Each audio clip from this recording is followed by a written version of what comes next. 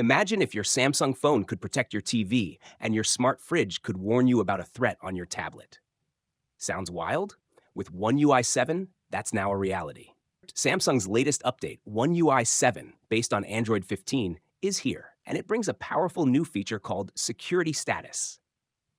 This tool, powered by the all-new Knox Matrix dashboard, gives you full control over the security of all your Samsung devices.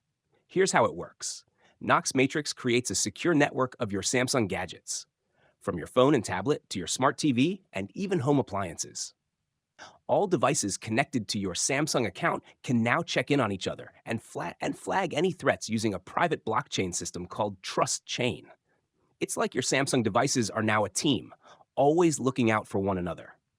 If everything's good, you'll see a green light. But if there's an issue with any device, you'll get a warning with clear steps to fix it.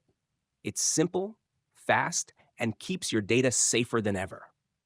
With more smart devices in our homes, having this kind of connected protection is a game changer. It reduces security risks across your entire Galaxy ecosystem. To access it, go to the Security and Privacy section in your settings.